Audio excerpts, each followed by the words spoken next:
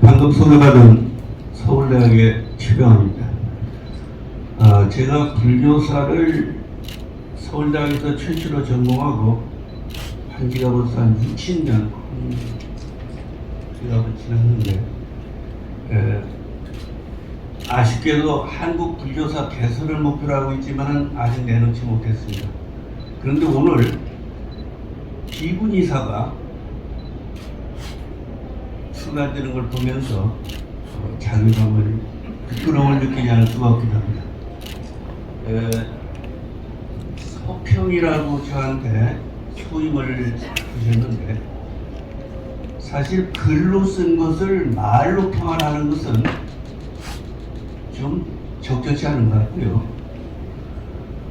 여기서 구체적인 내용을 일일이 검명하면서 할 자리는 아닌 것 같고, 다만 그러면서도 제가 오늘 이 자리에 나온 것은 수경 스님 덕분으로 한 7, 8개월 전에 그 원고를 전체를 한번 통독할 기회를 가져봤습니다.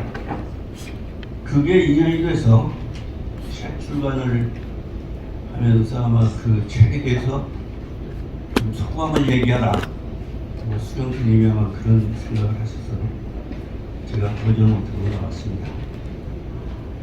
제가 구체적인 내용을 좀 이렇게 읽어가면서 메모를 해봤습니다만, 이 자리에서 그걸 일일이 다 얘기하기 어렵고, 나중에 기회 되면은 글로서 이 책에 대한 서평을 종합해서 발표를 하도록 하겠습니다.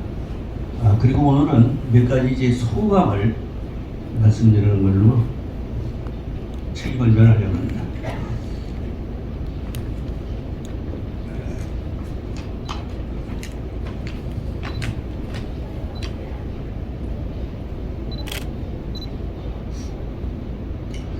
아까 윤청화 사장께서 이 자료 내용을 좀 소개를 하셨는데, 그 중에도 윤청화 사장이 특히 강조한 것이 자료의 섭렵, 새로운 자료의 발굴, 이거의 가치를 높이 평가하는 얘기였습니다. 저도 처음에 읽으면서 새로운 사실을 접하게 됐어요. 아마 이 정영수 선생님께서 그동안에 오랜 노력을 하고, 또 아마 그 이면에는 비구니 연구소에서 오랫동안 자료를 수집하고 발간해왔던 그런 축적이 있어서 또 그게 기반이 됐겠습니다만, 많은 애를 썼다. 이 책이 나오기까지 오랜 기간에 많은 노력을 기울였다는 것을 재삼 말씀드리지 않을 수가 없습니다. 그리고 전체적으로 이해 체계에서는 앞으로 좀 보완하거나 다듬을 점이 없지 않습니다만은, 그러나 이 정도라도 한국 불교 비구니사를 일관되게 체계를 세워서 정리했다는 것은 대단한 성과를 보입니다. 그 자체만으로서도 아마 우리 불교사연구에서 한 자리 한 페이지를 언급하지 않을 수 없을 겁니다. 사실 한국 비구니의 역사를 돌이켜보면 굴곡이 많았습니다. 어려움도 많이 겪은 역사였습니다. 처음에 불교가 출발할 때는 그렇지 않았습니다. 여러분들 한 예를 들면은 신라의 불교가 공인되고 처음에 경주에 사찰을 세울 적에 두 개 사찰 가운데서 하나는 비구니 사찰로 세웠습니다. 법흥왕의 왕을 위해서 흠영사, 법흥왕의 왕비가 말년에 출가하면서 비구니 사찰인 영사를 설치해서 처음에 출발은 비구와 비구니가 나란히 출발을 했습니다. 그리고 영사는 삼국을 통일한 이후에도 신라의 경주의 7대 사찰 중에 하나로서 계속 남아서 특별히 성전이라고 하는 국가기관을 영사에 설치해서 보수관리를 국가에서 해왔던 사실입니다. 그런데 그 역사를 보면 신라 때 가졌던 비구니 의상은 점점 추락해가는 역사가 되고 말았습니다. 고려시대를 거치고 조선시대, 특히 조선시대 또 후기 11세기 이후에 가면은 전반적으로 여성의 지위가 낮아지는 것과 상응해서 비구니의 의상도 추락이 됐습니다. 사실 조선 후기의 비구니 의상은 물론 비구도 마찬가지였습니다. 거의 비슷하게 도성 출입도 할 수 없는 그런 차별 모함을 받았습니다만, 그러면서도 그 어려움 속에는 또 우리 불교를 지켜준 거, 오늘날 우리 불교가 있게 한 건 비구니 덕분이었습니다. 그런데 그 뒤의 역사 기록을 보면 비구니 역할이 제대로 역사 기록으로 남지 않았습니다.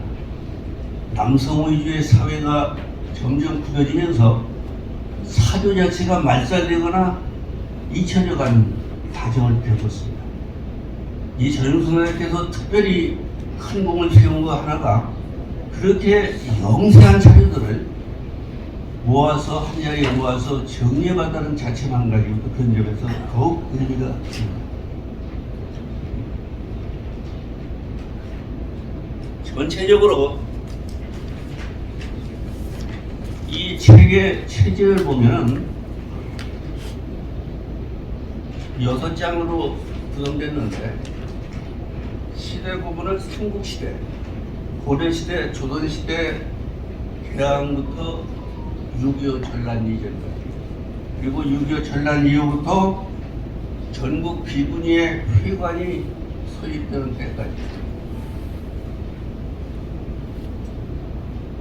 5시기로 한국의 불교사를 구분하고, 마지막에 결론에서 미래로 나아가는 한국 여자 비구니 승가의 방향, 미래의 문제를 제시하는 내용입니다. 그 분량을 보면 전체적으로 규정이 되게 맞는 것 같습니다만, 그러나 여기서 한 가지 좀 아쉽다면은 개항기 이후의 근대불교, 그리고 여기서는 6.25 전쟁 이후부터를 현대로 나누는데, 특히 현대사 이후의 부분은 분량상으로도 더욱 보강할 필요가 있습니다. 그만큼 자료도 우리가 노력하기 따라서는 더 많이 나오기 때문에 앞으로도 이쪽은 계속 두고서 자료를 수집하고 보완해 나가는 과정이 필요하다고 생각됩니다. 그리고 또 한 가지 더 지적하면은, 비구니만 가지고 한국 불교사를 설명할 수는 없습니다. 비구니 승가만 가지고 상대적으로 비구 승가가 있고, 더 나아가서는 비구와 비구니 승가가 합쳐져서 한국 불교사가 유명해 왔습니다. 그런 점에서 비구니의 위상과 역할을 좀 더 분명하게 드러내려고 한다면 한국 불교사 전체 맥락 속에서 이해를 추구할 필요가 있습니다.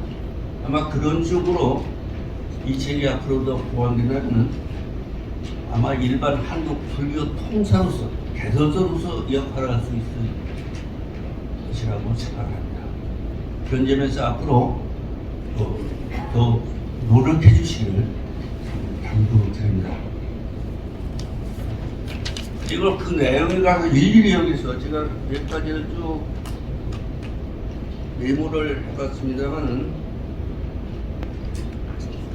마지막에 한 가지만을 여기서 말씀드리는 걸로 제 얘기를 끝나겠습니다.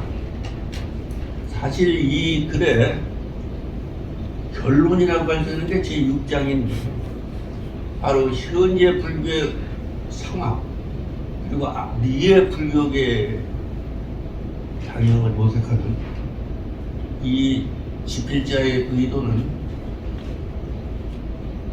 대단히 공감이 가는 얘기였습니다. 아마 집필자의 의도도 그 이전의 불교사가 목표가 아니고 사실은 현재 불교를 얘기하고 싶고, 앞으로 미래 방향을 모색하고 싶고 아마 이런 의도에서 집회를 시작한 것이 아닌가 생각합니다.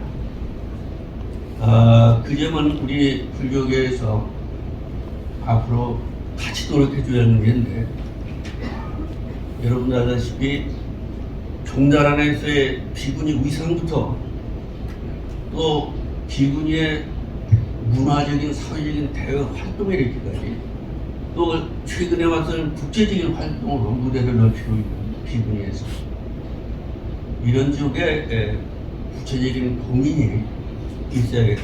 아마 필자는 그런 쪽에 상당한 문제의식을 가지고 있는 걸 보입니다.